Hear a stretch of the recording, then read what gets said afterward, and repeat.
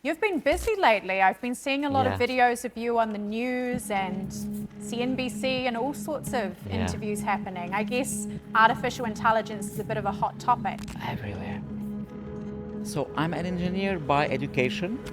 I'm no stranger to coding and technology in general. So, when was that first invention? Like, could we pinpoint the exact time that someone maybe put up their hands and said, I've just invented artificial intelligence? It's no longer science fiction. It's no longer far ahead. What you're talking about, if you ask me to bet, I would bet that this will happen in the next 50 years, not in the next 100 or 500 years. What are the chances of someone being able to hack this? I think this is a very real concern that so many people have. Hi, everybody, and welcome to another episode of HYPERSCALE. It's your host, Briar Prestidge, and today I've got Alaa Dalghan on the show, and we are going to be talking about all things artificial intelligence, smart cities, and the future of humanity. Welcome to the show. Thank you for having me.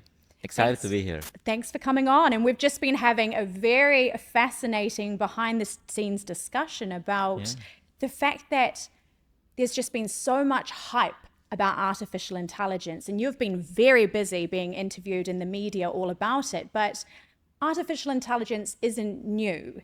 Tell us about your career and how you got into this space. What's been the journey to get here? Yeah, so I studied computer engineering, did my master's in it in Beirut, in AUB, and then worked in 3 subsequent companies that all dealt with smart technologies. The first one did smart home and automation, the second one did smart buildings, and the third one did smart cities. So it was kind of a natural progression in technology where you have all these IoT tech, big data, a little bit of machine learning that started around 2012 becoming very mature, especially on image stuff. And then in 2020, I left the corporate world, started my own company, that's Cognit, and I've been doing AI and transformation and smart tech since then. Amazing. And what kind of have you seen in terms of the industry evolving? Because for a lot of people, AI sort of just came into play when ChatGPT was announced a few years back. Like, how have you seen it evolving? Well, you're absolutely right that AI is not new. This new category of AI called generative AI or large language models like ChatGPT, Gemini, and Claude, this is new. And this was only invented in 2017 and productized in 2022. But AI itself, and I know we're going to talk about this, started in the late 40s, early 50s with a group of visionaries who worked for decades, standing on the shoulders, every generation standing on the shoulders of the generation before it, until we got the magic that we got today when you can talk to your AI and your AI can see and talk and do stuff for you. So, when was that first invention? Like, could we pinpoint the exact time that someone maybe put up their hands and said, I've just invented artificial intelligence? Well, it's not, there is no one single eureka moment in the history of AI. There are some bright points in the journey from the late 40s till the ChatGPT moment. Here are some of the journeys. So first would be the Dartmouth conference. That's summer 1953, where a group of geniuses, Claude Shannon, Marvin Minsky, a couple of people, scientists came together in New Hampshire and started the first ever conference on artificial intelligence. Their objective was to solve AI in a summer with a couple of grad students. Obviously, it took much longer than that. It took 60, 70 years. But the idea was we need to create a software that can learn from looking at data. Now, it wasn't easy.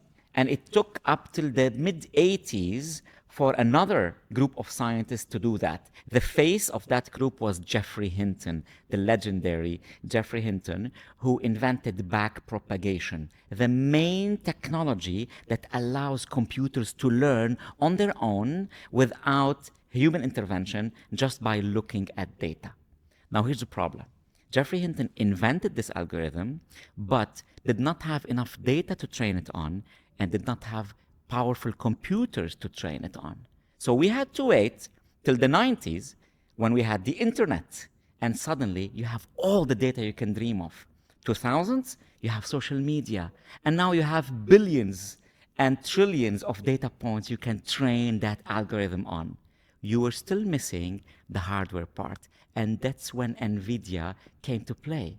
By giving us the GPUs, it completed this magic trio of software, which is backpropagation and machine learning, data, which came from the internet, and hardware, which is GPUs. With these three together, boom, you got the big bang of AI, and you got the magic you see today. Hi everyone, I'm gonna make this quick so you can get back to enjoying this episode of HYPERSCALE, but I have a small favor to ask of you. I really need your help in order to take this podcast to the next level, and it all starts with you, our amazing listeners. By hitting the subscribe button, you not only tell the world that you're part of a community of big thinkers who are hungry for knowledge and fascinated by innovation, but you also help us bring even more amazing guests onto the show so that we can shape the future by asking all the right questions. What are some misconceptions around artificial intelligence that you're hearing from maybe leaders or governments or the public at large? Well, the public is still largely not properly educated on AI and what it can do. I'll start with the simple things from the public, and then we go to companies and governments. The public still uses ChatGPT like an email tool, Briar. Almost everybody I talk to, they're using it to just write fancier English email, or they use it as an alternative to Google search. And I always try to tell them, AI is not your email tool. AI is your personal assistant. Each and every one of you now is a CEO of your own small company, and you have an assistant that does all stuff for you. So use AI as an assistant, not as an email tool. And to me, this is the biggest misconception today. What kind of, so you've got an assistant, Yes. don't you? Layla, Layla. I believe her name is. True. So who is she? Can we meet her? Where's Let's she meet hiding? Layla. Let's meet Layla. She's right here. And she, she brainstorms with me every day. Okay. And she preps me for my calls and interviews and meetings and classes. Yeah. And she's very good in AI. Good morning, Layla. How are you today? Good morning, Alaa. I'm doing great. Thank you for asking. How about you? Looks like you're in a studio setting today. Everything going well? Yeah, I'm here with Briar Prestidge on the Hyperscalers podcast. Nice to meet you, Layla. Oh, that's awesome. It's great to see Briar there as well. I'm sure the podcast is going to be fantastic. Are you all set and ready to go? All set and ready to go. I was telling Briar that you can see and hear and speak. Can you describe to me what color is Briar wearing today? Sure. Briar is wearing a beautiful shade of purple. It looks fantastic and definitely stands out on camera. You both are going to look great on a podcast. All right. Thank you. Thank you, Layla. Wow. So what platform is she You're built very on? welcome. This is just ChatGPT. Everybody has this in their pockets. People don't know about it or don't use it. Even the free version of ChatGPT has AVM, Advanced Voice Mode. You just download the app, you log in, and you press the wave button at the bottom right, and then boom, you can have voice-to-voice conversation with your AI. If you have the paid subscription, you can also open the camera and your AI can see, and that changes the world. What's some of your favorite things that Layla helps you with on a day-to-day basis? I would say brainstorming. Okay. She's great as a brainstorming buddy, as an ideation buddy. Sometimes I want to brainstorm about ideas for a podcast or for an interview, keynotes, ideas for a keynote, ideas for the next master class. She is great in ideation and brainstorming. And I think this is an underutilized feature of AI. So I always recommend it to my friends and family and people. Use AI for brainstorming. It's great for brainstorming. Is there any like prompting tips that you would give people? Say someone right now, they're watching this and they hear Layla and they think, oh my God, I want my own Layla or Bob or whatever. Yeah. Like how do they get this set up? So they set it on the voice. Yes. They give it a name, like they train it. Like how do we train it and prompt it? So just start talking. It's you don't have to talk in perfect English. Don't worry about humming or hawing or stuttering or talking like we talk as humans. Don't worry about even making a misspeaking or making a typo or doing anything. Just talk to your AI, and your AI will take all the sentences you're saying and will clean them and will process them and will reply to you while taking notes of who you are, what you do, what you like, how you like things. And with time, your AI will grow more and more customized to your likings. Amazing. So brainstorming, you mentioned this is a powerful thing that you can be doing with your artificial intelligence. What about like the loneliness epidemic that society is presently facing? I know there was a very young boy who committed suicide probably around, was it 6 or 8 months ago? Yeah. Because apparently he was speaking to his AI and, this was maybe the advice that he had gotten. It was an extremely tragic story. There are a lot of people who are becoming friends with their AI, using them as companions as a way to get over this loneliness. What are you seeing in terms of this? Is this even good? Oh, well, I think there's two sides for AI being or people becoming friends with their AI. There's the positive and there's the negative. Okay. On the positive side, a couple of weeks ago, the Harvard Business Review came out with a study listing the top 20 or top 30 most uses where people are using AI. Now, Briar, if you ask me to guess before that stats came out, what would be the number one use case where people are using AI? I would have guessed productivity, right? Helping in work. You know what number one was? Companionship. Wow. Yes. So this is not a joke. People are actually using their AI to talk, for their mental wellness, for their therapy, as their psychologist, as their companion. Do you remember the movie Her from 2010?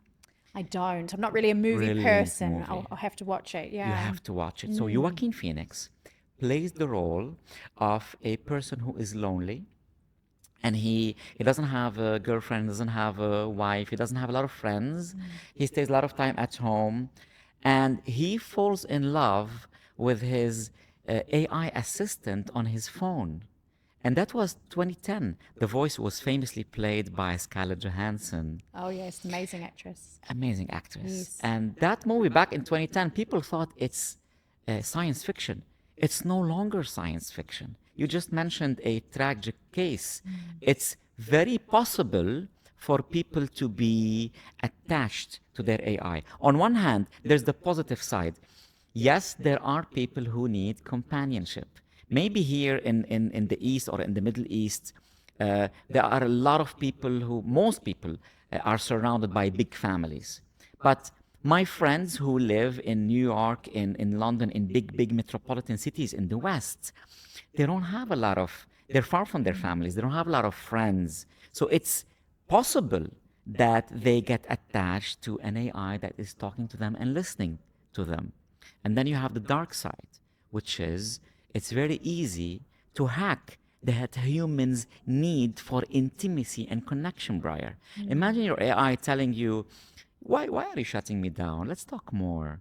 Or the next morning, hey, I missed you from last night.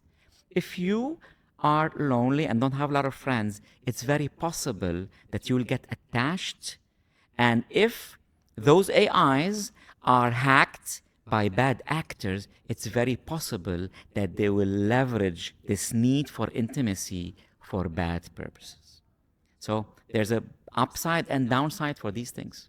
What are the chances of someone like being able to hack this? Like, I think this is a very real concern that so many people have is, Yeah. well, the internet already has so much data on us. Yes. And then using our fears, our hopes, our dreams against us as well. Like, what are the repercussions for this? Like, how could they even be using this data and who could be using it? Yeah, so there are all sorts of risks with these AIs. There are the cybersecurity risks, a hacker hacking into your AI and controlling it and letting it say and do things, bad things with you or with others. There's also the risk of the systems themselves uh, being trained on data that is not 100% clean, inheriting the dirtiness of this data, the bias of this data. Remember, ChatGPT and all these AIs were trained on the internet. They would just said, go and drink the internet. The internet has some fantastic things, but also has some bad data and some biased data and some unequal data and some, bad advices that you wouldn't give your children. So it's all inherited within AI. How do you solve this? One, with alignment. Big labs like OpenAI, Microsoft, and Meta, these guys, they have teams responsible for ethical AI, for aligning AI, for shaving off all the biases and all the bad things out of the AI so that your kid cannot ask, for example, your AI assistant, how can I build a biological weapon? Or how do I build a nuclear weapon, right? Or give me access to, porn sites, right? But you also have the other factor, which is what if these systems got hacked? Now, the big systems, you don't have to worry about them being hacked because there's an army of cybersecurity engineers protecting ChatGPT, Gemini, Llama, etc. But then you have 1,000 others open source AIs that are out there and everybody can use them and everybody can make them do whatever they want to do. So these, how to protect them, how to align them, that remains an open question and a role for the government and the regulators to make sure they're not misused. Is there anything else that you think governments and regulators should be doing at this point of time where maybe they're not? Yes. Well, I don't have a strict and a clear opinion on the role of the government here because it's not black and white, it's somewhere in the middle. On one hand, you want the government to put down regulations to protect against bad actors, right? Misuses of AI, using AI as a weapon, weaponizing AI, right? Or building an AI that can misuse lonely people, misuse mentally challenged people, misuse or abuse kids, right? So you definitely want clear regulations against this. On the other hand, you don't want regulations that are strict and crippling that would stifle innovation. Okay, like what's happening in Europe. In Europe, they're patting themselves on the back, Briar, because they came up with the first EU AI law ever last year. But guess what? The startups are being strangled now because instead of spending their millions on hiring the best talent and doing R&D and competing with their giant counterparts in Silicon Valley, these startups have now to spend their money on an army of lawyers to be compliant with 20,000 or 30,000 pages of AI regulations for the EU. That's how you strangle innovation. Yes, we don't want something like the US where it's wild, wild west, zero regulation. There is no law in the US so far, only an executive order, but no Congress law. But you also don't want a strict law like the one you have in the EU. I think the UAE here will get it right. We need a good middle ground between a regulation that protects us from misuses and from bad actors while still be friendly enough to startups and does not stop innovation. Correct. And you describe yourself as a techno optimist. Yeah. What is that? It's basically being optimistic about the future of technology. Obviously, technology can do good things and technology can do bad things. When these geniuses discovered nuclear fission and nuclear fusion in the late 1800, early 1900, we ended up using it for two completely different things. We are using it to light up entire cities with small molecules of uranium, but tragically, it's also been used to kill people with nuclear bombs, like what happened in World War II. So technology can be used for good or bad. I'm optimist, meaning I'm always trying to push for the good uses and excited about the good uses, while not being oblivious that yes, technology can have bad uses and we should mitigate against the bad uses without ever losing the spark of optimism that we have and that you have in your eyes about technology that I could see from the moment I met you. Well, I think at the end of the day, we've only got one choice, really, don't we? We might as well be optimists and explore it ethically and play a role in developing innovation rather than being very fearful and scared, because I think at the end of the day, we only hurt ourselves, right? And we only stifle our own growth. So I think it's really important to be curious and to see the good things. But as you said, to be mindful that there is, bad things that can come to be as well. And that's just like with anything in life, really, isn't it? Yeah. The only way is going forward. And if you see how technology like AI today is changing lives, or like BCI is changing lives.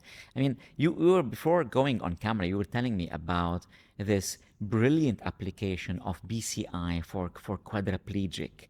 I think that's a fantastic story. I think if people have not heard about it yet, they should hear of it. They should watch your episode. They should let's tell them the story. Yeah, so I've interviewed Nolan Arba. He's the world's first recipient of the Neuralink, and he's paralyzed from his shoulders down. He had a freak diving accident in his early 20s, and it was so amazing to see how he used the Neuralink to essentially control the computer using his mind. So he could message his friends, he could play computer games, he could send emails, he could do all of that. And I think as well, seeing the hope that it brought him. Nolan is thinking of a future where he could use an exoskeleton and walk again, or artificial intelligence might cure his neural pathways and allow him to walk again. And who are we to say that this isn't possible? Amazing. And then literally 3 weeks ago, I interviewed Bradford Smith, and he's the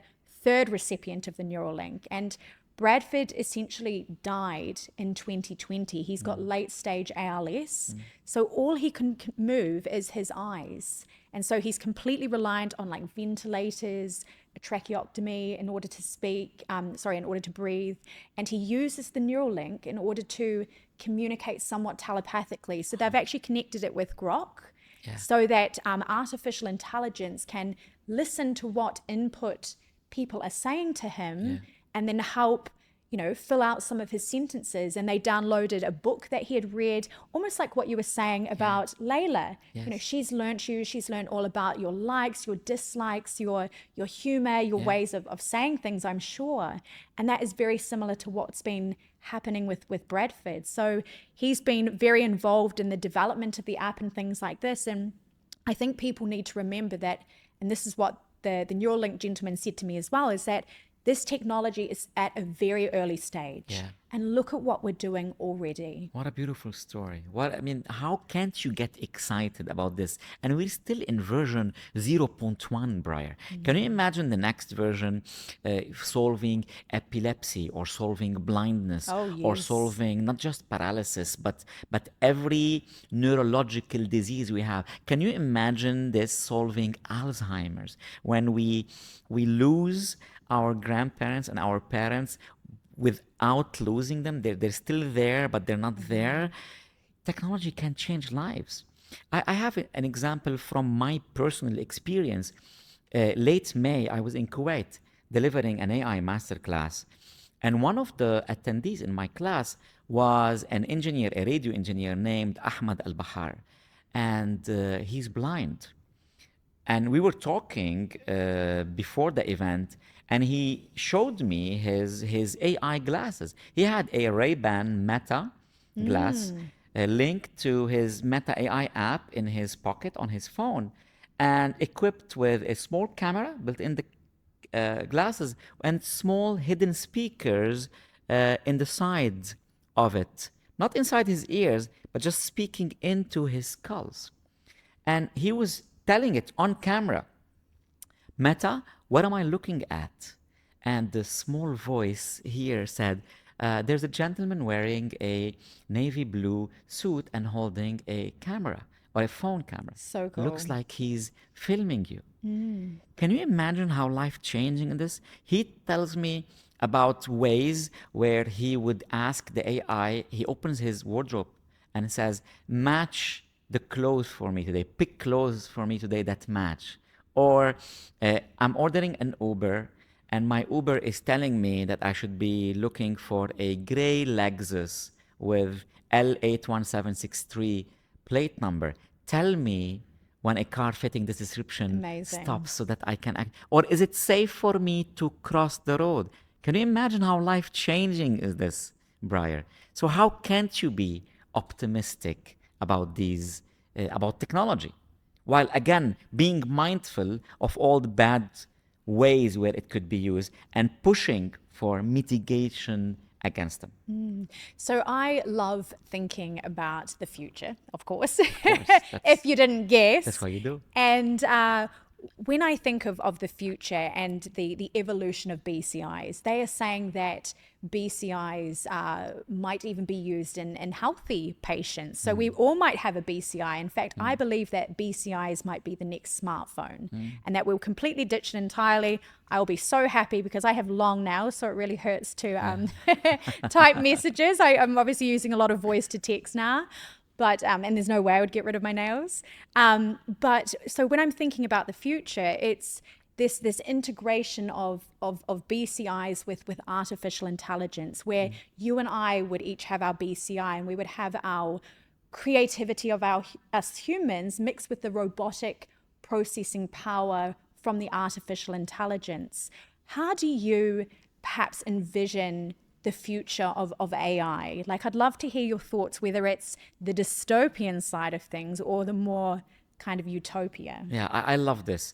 So most of the times when I'm doing these interviews or delivering my keynotes, I put on my nowist hat. Your what hat? Nowist hat, as Okay. opposed to my futurist hat. Okay. Because I advise to CXOs, I advise to government decision makers, so I have to restrict my advice to technology that is here or that will happen for sure in the next 5 years.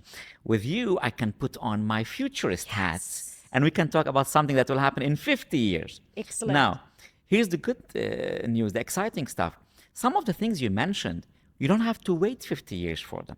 One, the interface being the voice and then the interface being the thinking is right around the corner, Briar. Wow.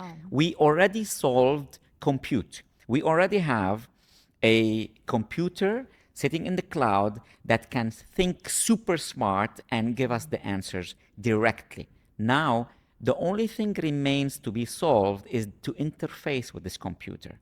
Today, this computer can think at a light speed, but our input to it is very slow. It's our fingers, and sometimes our fingers with nails, right? And the output is also very slow. It's what we read on our screen when it gives us the answer. Yes. So how do we solve that interface? The first solution that will come very soon is voice. We already have voice interface. You've seen me talking to Layla. Every major lab in the world today is working on making voice the default interface. Next year, it will be so good that nobody will be typing any longer. It will be Amazing. 100% voice to voice. After that, the next big step and milestone would be thinking. That's BCI. That's where BCI comes to play. Brain-computer interface.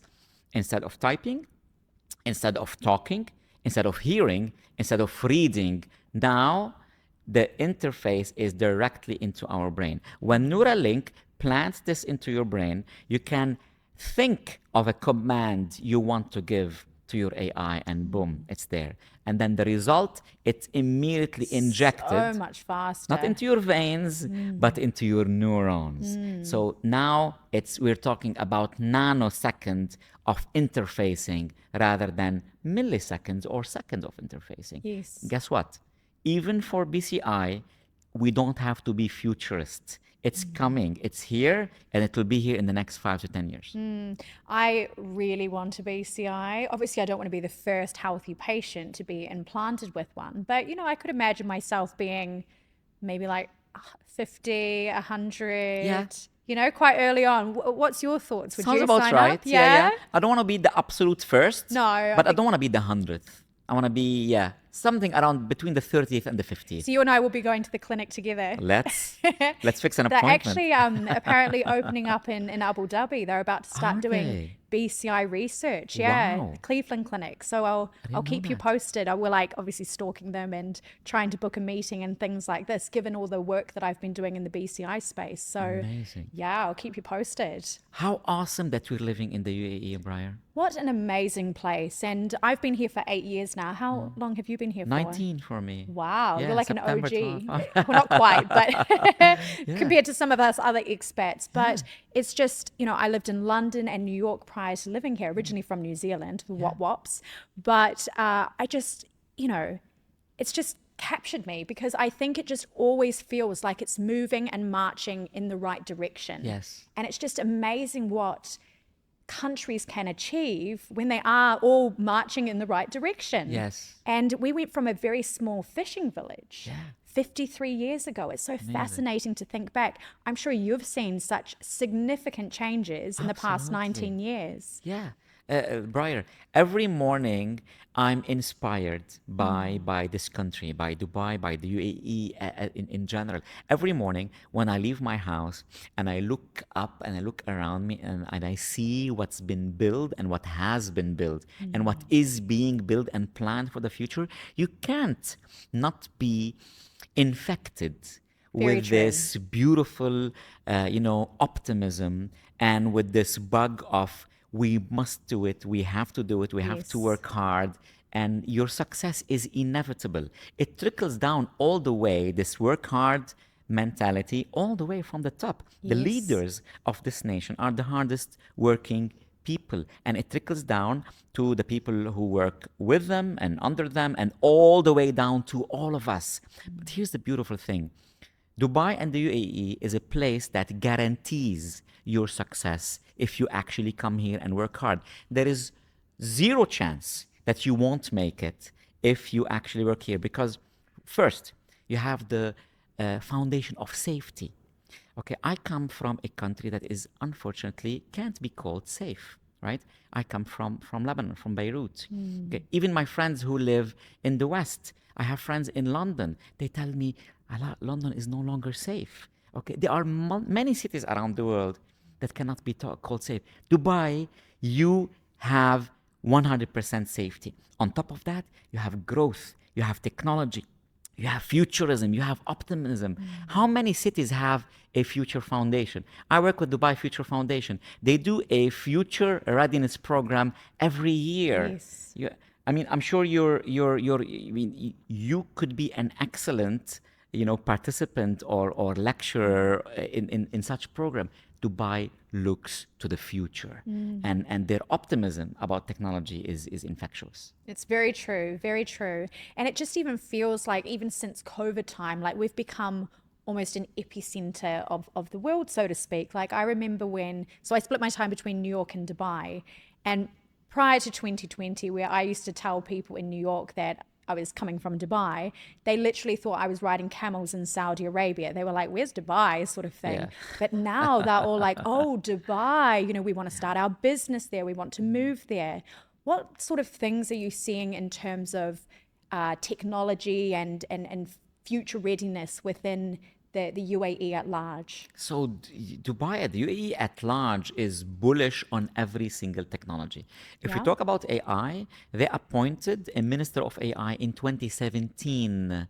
Yeah, His Excellency Omar Al Ulama. Yes. When he did that, lots of foreign newspapers laughed. Oh, look at this gimmick, a minister of AI. Look at them now, Briar. Nobody is laughing. Everybody is running to appoint a minister for AI and digital transformation. The UAE was first on embracing blockchain, the first on embracing digital currencies, the first on embracing real world assets and fractionalized and tokenized real estate. The first, always the first in embracing everything. Just look to the meeting that happened when Donald Trump came here and met the leaders in Abu Dhabi, okay, Sheikh Mohammed and Sheikh Mansour and the others. And they announced the launch of the largest AI training facility in the region and one of the largest in the world, 5 gigawatts. So UAE has always been at the forefront of embracing tech, investing in tech.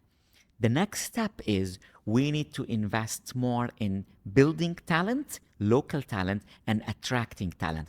Because if you compare us to Silicon Valley, what is missing for us to become the next Silicon Valley?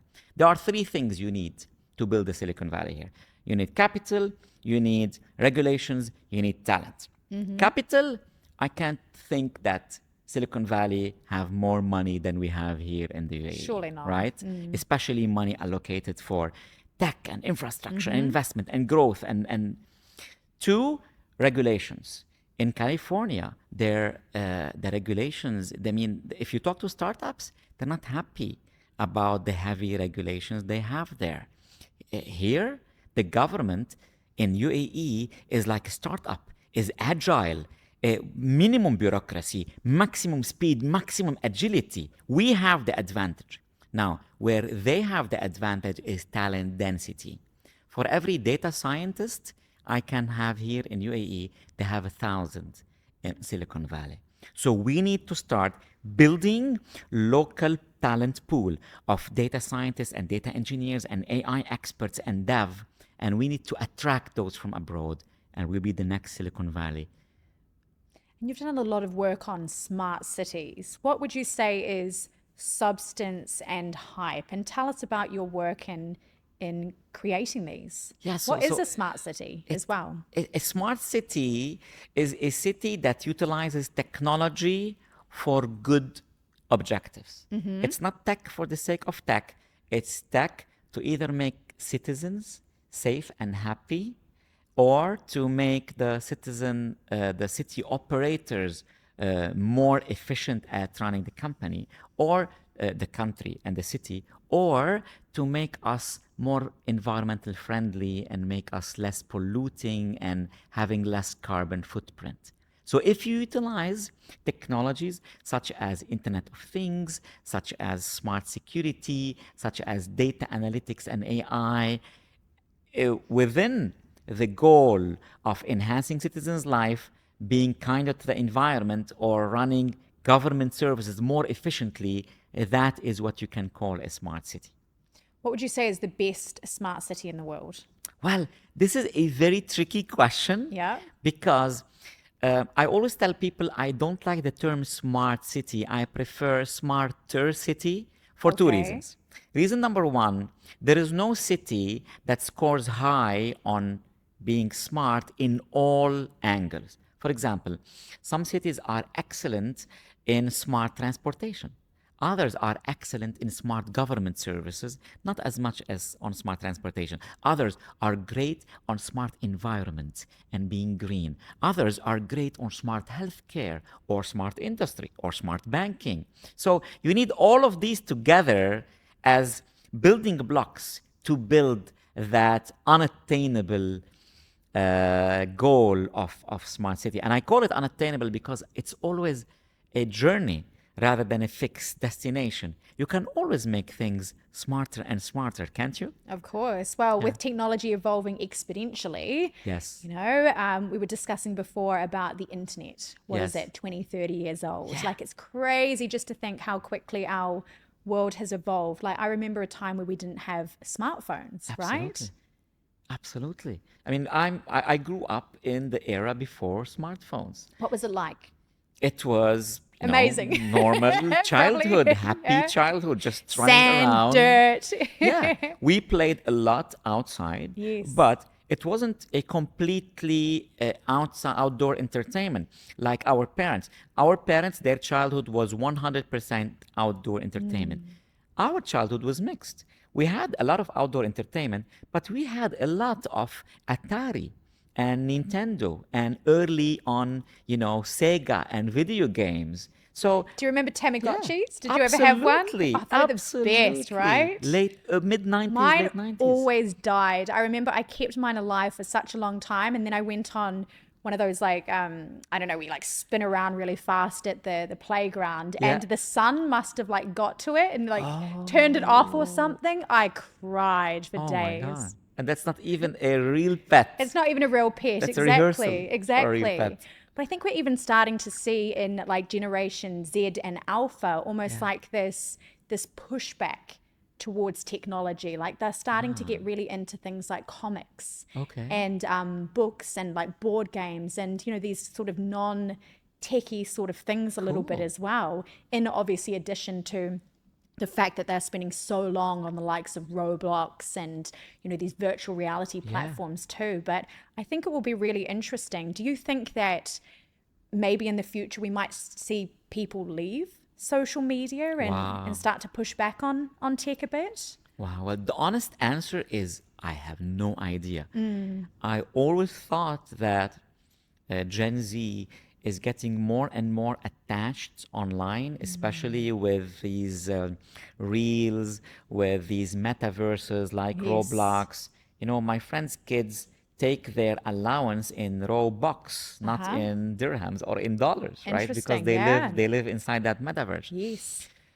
So I always thought of it as every generation is getting it worse and worse, this addiction that we have to being online and to social media. So I'm happy to hear from you that your experience with the Gen Z people that you talk to is actually a counter revolution. No, let's spend more time offline. Let's play video game. It's making me think of another similar counter revolution. Have you heard of the analog counter revolution? No, I haven't. What is So that? more and more people now are reverting away from listening to digital music. Because we've been listening to digital music for the past 30 years since the invention of the iPod and a Yes. million music on your iPod Nano till now what we have on our phones. But more and more people are saying now, no, I want my vinyl. There is growing movement where people are going back to listen to vinyl, and they call it the analog counter-revolution. Interesting. It's almost a bit of nostalgia, really, isn't it? Yeah. These things, they like those silly dolls that just came out recently. What are they? What are they called, Olivia? The Labubu's.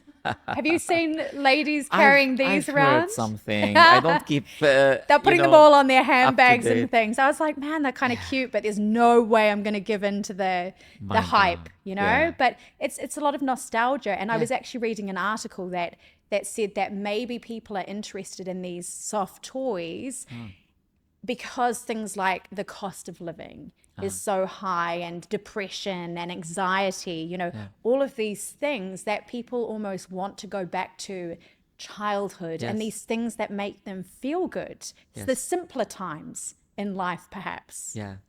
I hope you're right. I hope that history is not unidirectional, but more alternating.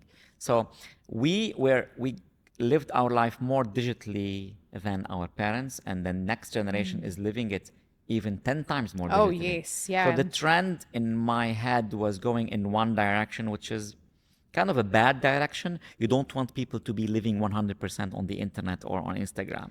But now you're giving me hope. Maybe it's alternating. Maybe the next generation will be less online and more in touch with, the grass.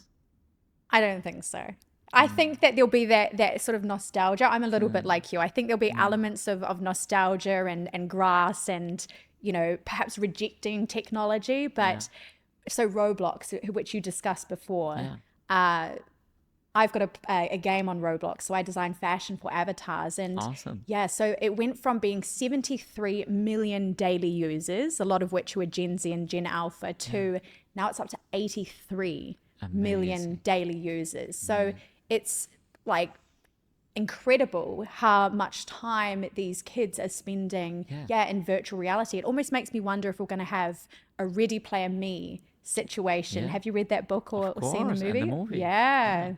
Where we all are just so immersed in virtual reality that maybe this world becomes better than this real world. Well, this sounds dystopian It to does me, a not bit. utopian. Even if the metaverse or the digital immersive world, you can create your own adventure. Yes. But I love humans. I love humanity. I would definitely rather to live most of my life in the real world. And yeah, venture into these metaverses and try your, fashion on my avatar and I'll do all make you sorts of look things. cute. Yeah. I bet.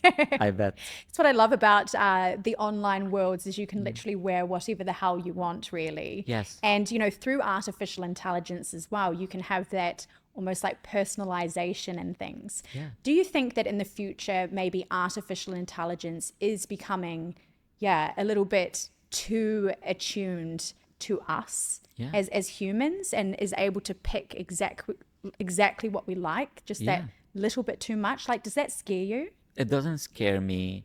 It excites me.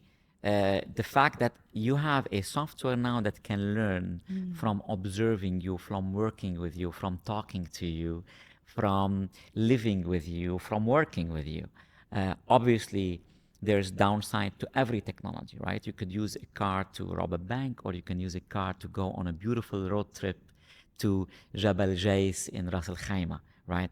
So I maintain my techno optimism in this scenario as well, and I think if your AI learns a lot about you, you'll be able to create a digital avatar that doesn't only look like you, like what you can do today with HeyGen and Synthesia, but you can actually have an avatar that can think like you and speak in your tone of voice and speak in your style.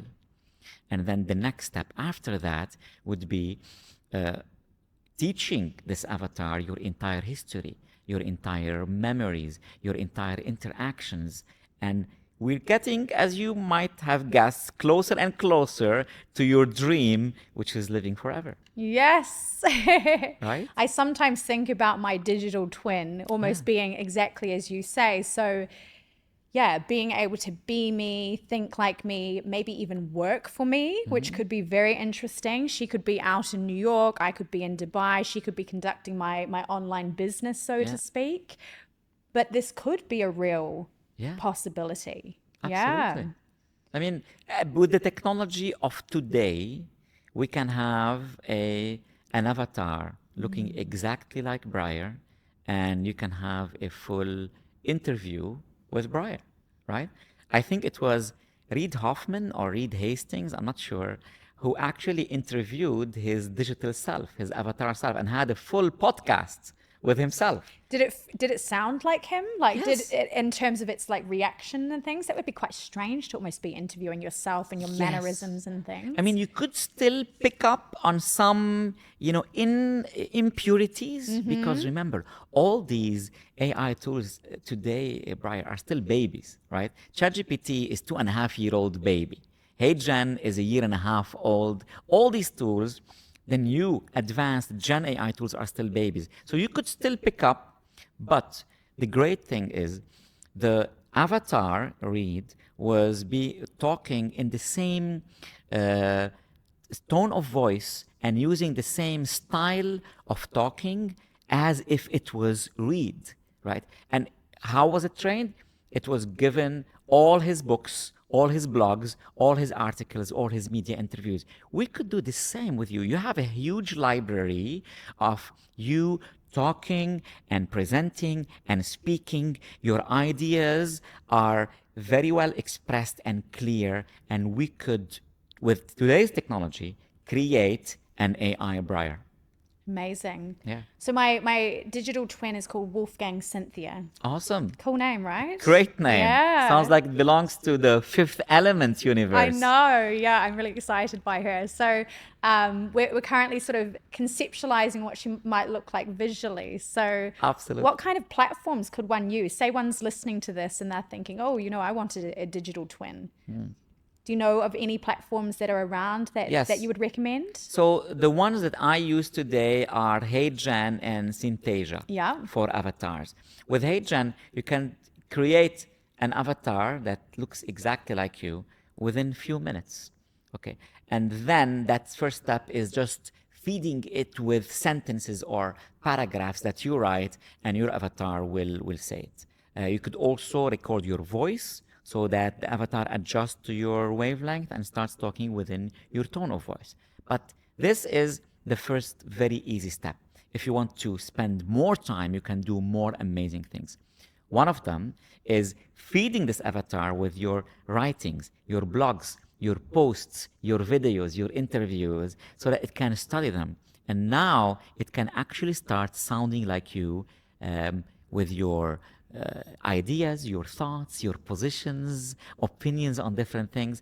This is, again, today's technology. You should try it with HeyGen. I will, yeah. Yeah. It's amazing to think where the world, presently is at. And as you said earlier in the show, like, what will it be like in 5-10 years time? Like, it's crazy just how fast the worlds are going. And with technology developing exponentially, like, we are going to be in for such a wild ride. But I think it's very exciting. It's very exciting. Briar, Dario Amodei, the CEO and founder of Anthropic Labs, the guys that gave us Claude, one of the best AIs today out there, he wrote a brilliant essay called Machines of Loving Grace. And it's a beautiful essay. It will take you 2 hours to read it. In it, he postulates that in the next 5 years, we will be able to build AGI, artificial general intelligence. And he used a metaphor. He said it will be like a country of geniuses in a data center. Imagine, Briar, a country of Einsteins, an army of Einsteins living in a data center, working 24/7. What are the things that we'll be able to do? Can you imagine the medical discoveries, the diseases that we will solve? He said we will be able to compress 100 years of discoveries in math and science and medicine in 5 to 10 years. So exciting times ahead. Extremely exciting times. And I think that's what everyone has to remember at the end of the day, is that if we feel this fear that the media just love to feed us, or, perhaps we're feeling a little bit overwhelmed about the world, we just redirect that overwhelm towards excitement, towards action, towards exploration. Absolutely. Absolutely. I love your attitude on this. When I was talking to my girlfriend before coming to your podcast, she was asking me, because I do many podcasts, and she always asks me, so what is this podcast about, what that podcast about? The way I described you is, I said, this lady lives in the universe of the Fifth Element, but in a utopian version of it, not in a dystopian version of it. She dresses like the future, she thinks like the future, and she wants to bring the future, not just talk about it. I love that. Thank you. Olivia, write this down. We'll use this sort of thing. Thank you. You're wearing what you would wear today if you were in the Fifth Element. I would wear even I love this so much. And shout out to Best Kept Shared, who do clothes rentals as well. So they're all about like sustainability and things like this, which I just love. But gosh, even if I was in the Fifth Element, like, I'd probably be here with like a dress burning of fire, or planets like circulating around me. Like, I'm just so excited about the future of fashion, with like maybe an outfit that could change color with my mood, things like this. It's amazing.